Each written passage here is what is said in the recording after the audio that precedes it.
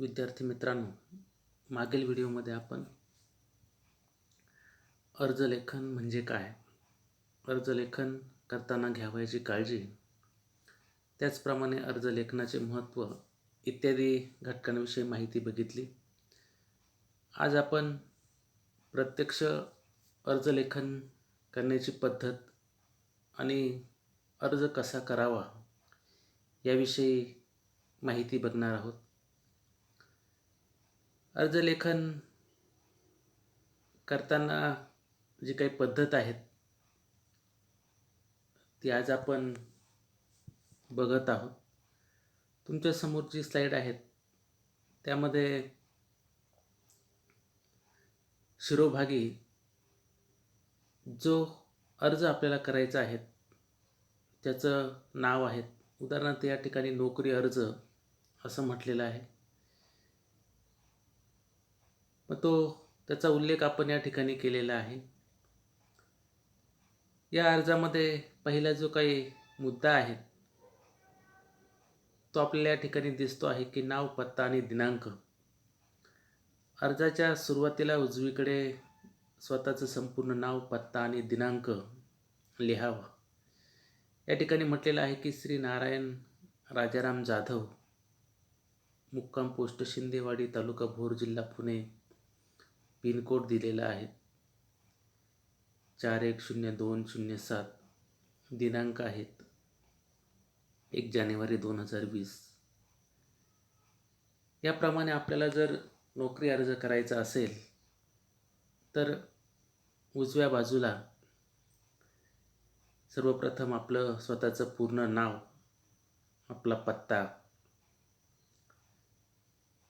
Pin code आणि दिनांक हे सविस्तर लिहिणं गरजेचं आहे. कारण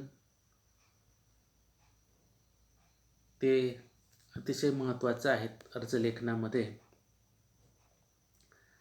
दुसरा जो काही मुद्दा या ठिकाणी दिलेला आहे, अर्ज कोणत्या अधिकाऱ्याकडे किंवा कोणत्या विभागात सादर करावयाचा आहे याची माहिती प्रति असे म्हणून लिहावी. ज्या विभागात किंवा ज्या अधिकाऱ्याकडे आपल्याला अर्ज सादर करावयाचा आहे, नोकरी अर्जाचं उदाहरण या ठिकाणी आपण घेतो आहोत.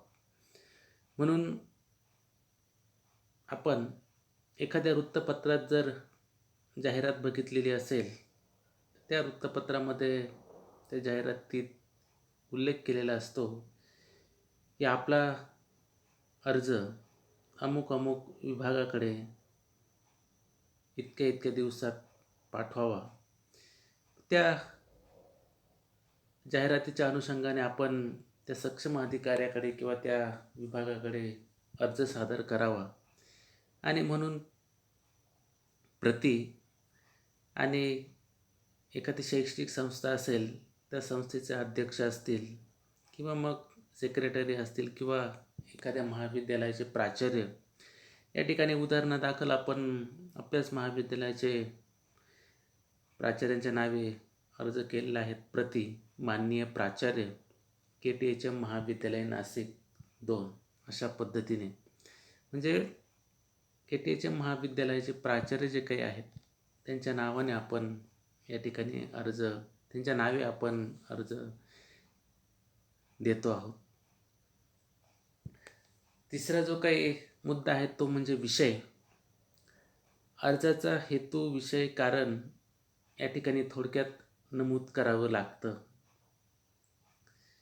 आता या ठिकाणी विषय देखील अतिशय महत्त्वाचा आहे.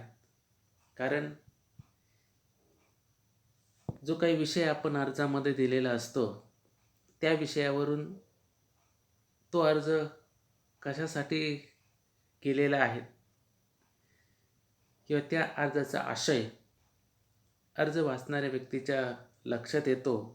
म्हणून जर नोकरी अर्ज असेल तर आपल्याला थोडक्यात म्हणता येईल की अमुक अमुक पदासाठी नोकरी मिळण्याबाबत, शिक्षक या पदासाठी नोकरी मिळण्याबाबत, प्राध्यापक या पदासाठी नोकरी मिळण्याबाबत किंवा लिपिक या पदासाठी नोकरी मिळण्याबाबत, या पद्धतीने. म्हणजेच तो विषय वाचता क्षणी हा अर्ज कशासाठी आलेला आहे किंवा या व्यक्तीने अर्ज कशासाठी केलेला आहे हे समोरच्या व्यक्तीच्या लक्षात येतं. विषय टाकताना काही गोष्टी लक्षात घेतल्या पाहिजे की विषय हा संदिग्ध नसावा किंवा त्याच्यामध्ये फार गुंतागुंत नसावी. त्याचप्रमाणे विषय वाचता क्षणी तो लगेच लक्षात आला पाहिजे. मी सांगितलं आत्ताच की नोकरी अर्ज करत असताना विषय जो काही आपण टाकणार आहोत त्यामध्ये स्पष्टता असावी. अमुक अमुक पदासाठी नोकरी मिळण्याबाबत अशा पद्धतीने ज्यासाठी आपण नोकरी अर्ज केलेला आहे त्याचा उल्लेख त्या ठिकाणी असला पाहिजे.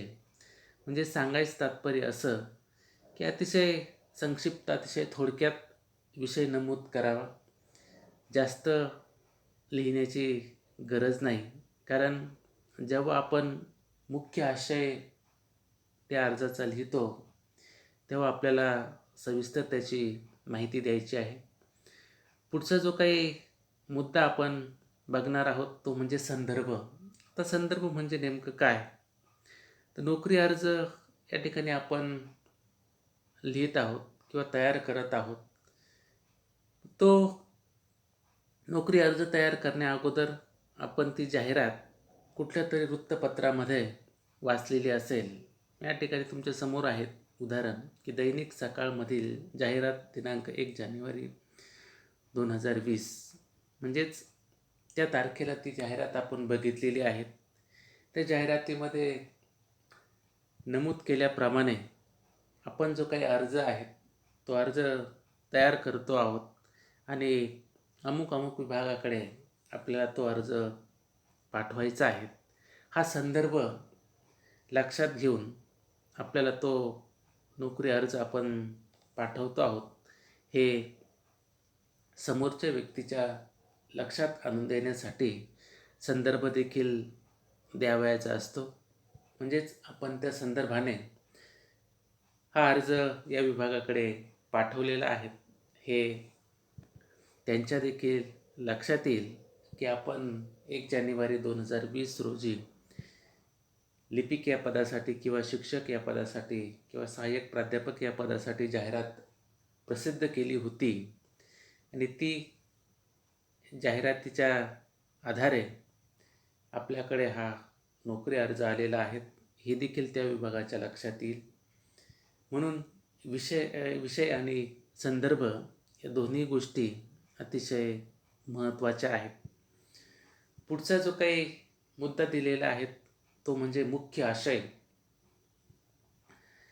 आता मुख्य आशय हा देखील अतिशय महत्त्वाचा आहे, कारण तो अर्ज लेखनाचा गाभा आहे आणि मुख्य आशयामध्ये आपल्याला स्पष्ट असं उल्लेख करायचा आहे की आपण प्रसिद्ध केलेल्या जाहिरातीनुसार या पदासाठी मी आपणाकडे नोकरी अर्ज पाठवतो आहोत आणि जे काही आपली शैक्षणिक पात्रता वगैरे पुढे येणारच आहे आणि म्हणून माननीय महोदय या पद्धतीने उल्लेख करून आपल्याला नोकरी अर्जाची सुरुवात त्या ठिकाणी मुख्य आशयानुसार करायची आहे.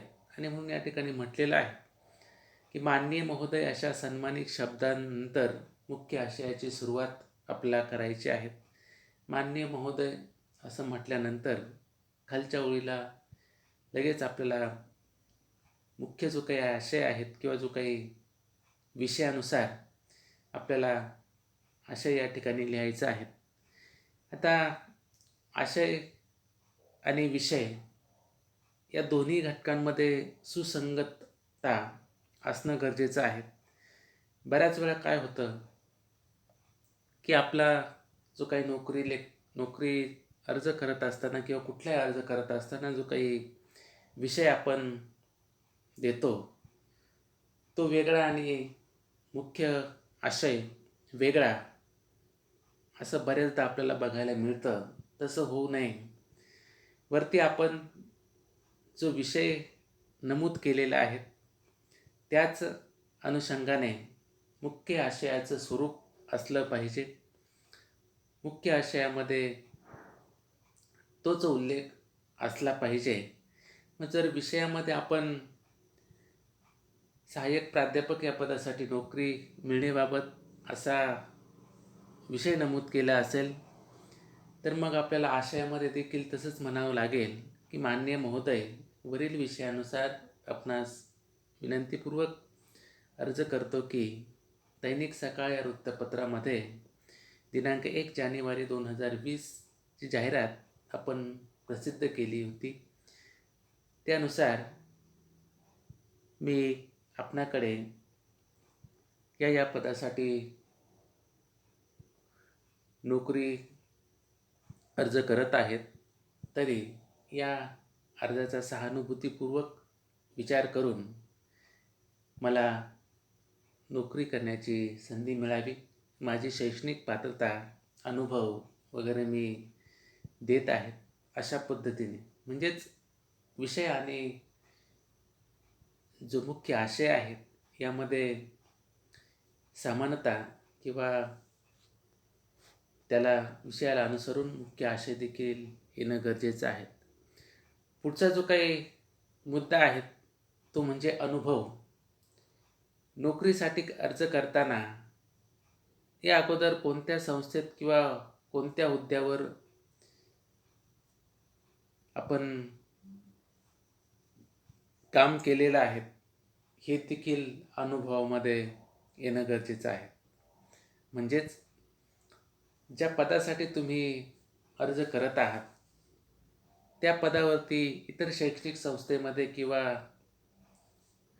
इतर ठिकाणी आपण 1 वर्ष असेल, 2 वर्ष असेल किंवा 6 महिने असेल काम केलेलं आहे. म्हणजे तुम्हाला त्या पदाचा अनुभव आहे हे त्यावरून सिद्ध होतं. आणि अनुभवाला नोकरीमध्ये अतिशय महत्त्व आहे. जर तुमचा अनुभव असेल तो नक्कीच अनुभवाचा त्या ठिकाणी साहजिकच विचार केला जातो आणि म्हणून अनुभव देखील या ठिकाणी नमूद करणं गरजेचं आहे. पुढे आपल्याला बघायचं आहे की अर्जाच्या शेवटी डाव्या बाजूला आपल्याला आपले कळावे आणि उजव्या बाजूला विश्वासू आपले स्वतःचे सही आणि कंसात नाव द्यायचं आहे. म्हणजेच आपल्या स्वतःच्या हस्ताक्षरात आपण अर्ज तयार केलेला आहे आणि आपलं नाव आणि सही देखील तिथं असणं गरजेचं आहे. त्याच पद्धतीने पुढचा मुद्दा आहे, अर्जाच्या शेवटी जे काही आपण कागदपत्र जोडणार आहोत किंवा साक्षांकित प्रती आपण जोडणार आहोत त्यांचा देखील उल्लेख करणं गरजेचं आहे. आणि म्हणून सोबत असा शब्द लिहून कोणकोणती कागदपत्र आपण नोकरी अर्जासोबत जोडणार आहोत. उदाहरणार्थ असेल की 10वी गुणपत्र किंवा पासिंग सर्टिफिकेट असेल, 12वी गुणपत्रक असेल, पासिंग सर्टिफिकेट असेल किंवा मग तुमचं BA, BCom, BSc काय जे शैक्षणिक पात्रता असेल ती सर्व क्रमाने कागदपत्र आपण जोडलेली आहेत.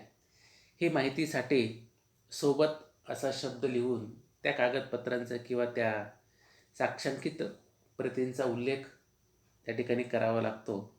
तुमचं अनुभवाचं प्रमाणपत्र असेल किंवा मग तुमचं जात प्रमाणपत्राची साक्षांकित प्रत असेल, या सर्व गोष्टी सर्व परिपूर्ण अशा अर्जामध्ये याव्या लागतात. आणि म्हणून ही प्रमाणपत्र देखील मी जोडलेली आहेत हे देखील त्या ठिकाणी नमूद करावं लागतं. त्याच पद्धतीने तुमचा स्वतःचा बायोडाटा असेल, म्हणजेच तुमचा परिचय असेल, तुमची शैक्षणिक पात्रता असेल, ती देखील त्या अर्जामध्ये नमूद केली आहेत. हे देखील माहितीसाठी तुम्हाला त्यामध्ये द्यावी लागेल. अशा पद्धतीचा जो काही अर्ज आहे, त्या अर्ज लेखनाचं स्वरूप हे नोकरी अर्जाचं असावं. त्या ठिकाणी तुम्ही जर संदर्भ ग्रंथ बघितले ते देखील तुम्हाला बघता येतील की व्यावहारिक मराठी लहरा नसिराबादकर, व्यावहारिक उपयोजित मराठी व प्रसारमाध्यमाची कार्यशाली डॉक्टर संदीप सांगळे, भाषा आणि कौशल्य विकास प्राध्यापक डॉक्टर संदीप माळी, व्यावहारिक मराठी लीला गोविलकर, डॉक्टर जयश्री पाटणकर, अशी जी काही पुस्तकं आहेत ती पुस्तकं देखील जर तुम्ही बघितली त्या पुस्तकांमध्ये देखील तुम्हाला अशा पद्धतीचा जो काही अर्ज आहे तो अर्ज या ठिकाणी नोकरीसाठी अर्ज आपल्याला सांगता येईल. तर हे आपण नोकरी अर्जाचं जे काही स्वरूप आहेत ते स्वरूप बघितलं. आता याचसारखा जर दुसरा अर्ज आपल्याला बघायचा असेल, नोकरीऐवजी आपण जर विनंती अर्ज याचं स्वरूप जर बघितलं तर जो काही आपण अर्ज लेखन करताना शिरोभागी आपल्याला विनंती अर्ज असं म्हणावं लागेल. त्यानंतर स्वतःचा पुन्हा नाव, पत्ता, दिनांक, सर्व व्यवस्थित मोबाईल नंबर वगैरे सर्व त्या ठिकाणी नमूद करावं लागेल. अर्ज ज्या अधिकाऱ्याकडे द्यावयाचा आहे, मग आता विनंती अर्ज करताना आपल्याला एखाद्या बँकेमधून जर नवीन पासबुक हवं असेल तर मग bank of Maharashtra, college road, Nashik अशा पद्धतीने त्या बँकेमध्ये जर आपल्याला नवीन पासबुकसाठी अर्ज करावायचा असेल तर मग त्या ठिकाणी काय येईल तर प्रति माननीय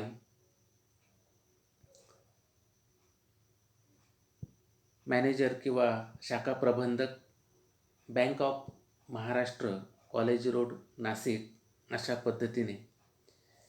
त्यानंतर जो काही विषय आहे तो विषय ते विनंती अर्जामध्ये काय येईल की नवीन पासबुक मिळण्याबाबत अशा पद्धतीने.